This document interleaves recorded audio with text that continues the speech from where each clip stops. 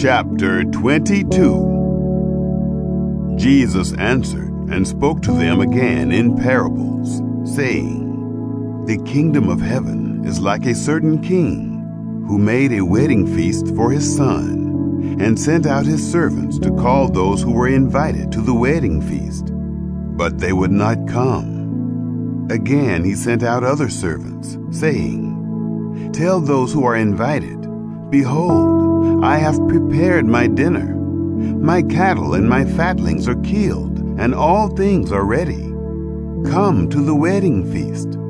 But they made light of it, and went their ways, one to his own farm, another to his merchandise. And the rest grabbed his servants and treated them shamefully, and killed them. When the king heard that, he was angry, and sent his armies, destroyed those murderers, and burned their city. Then he said to his servants, The wedding is ready, but those who were invited weren't worthy. Go therefore to the intersections of the highways, and as many as you may find, invite to the wedding feast. Those servants went out into the highways, and gathered together as many as they found, both bad and good. The wedding was filled with guests. But when the king came in to see the guests, he saw there a man who didn't have on wedding clothing. And he said to him, Friend, how did you come in here not wearing wedding clothing? He was speechless. Then the king said to the servants, Bind him hand and foot, take him away, and throw him into the outer darkness. That is where the weeping and grinding of teeth will be. For many are called, but few chosen. Then the Pharisees went and took counsel how they might entrap him in his talk. They sent their disciples to him, along with the Herodians, saying, Teacher, we know that you are honest and teach the way of God in truth, no matter whom you teach, for you aren't partial to anyone. Tell us, therefore, what do you think?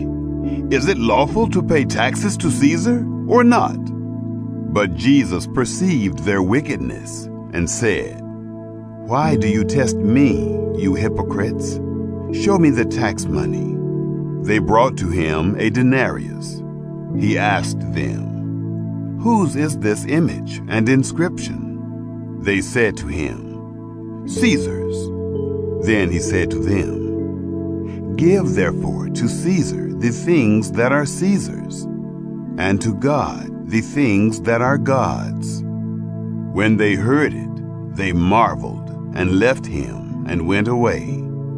On that day, Sadducees, those who say that there is no resurrection, came to him. They asked him, saying, Teacher, Moses said, If a man dies, having no children, his brother shall marry his wife, and raise up offspring for his brother. Now there were with us 7 brothers.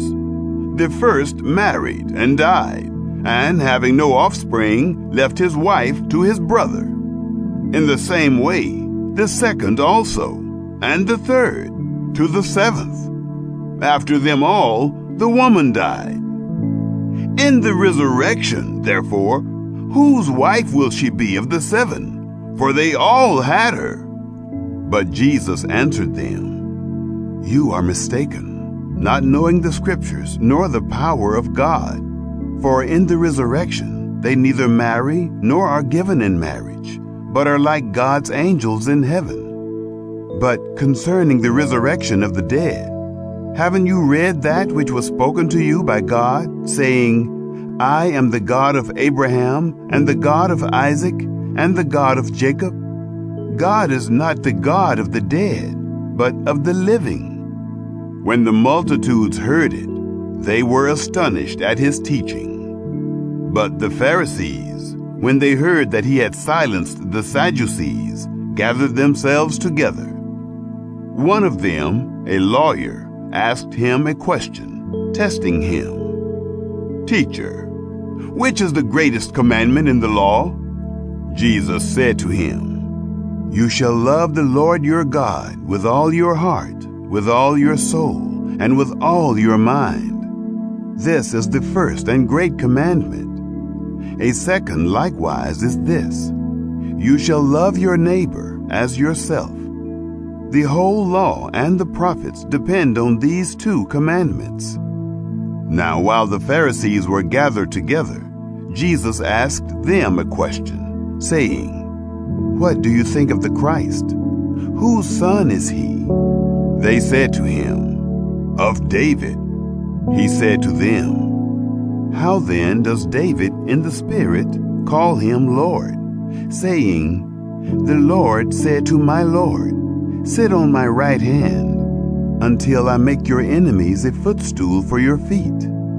If then David calls him Lord, how is he his son?" No one was able to answer him a word. Neither did any man dare ask him any more questions from that day forward.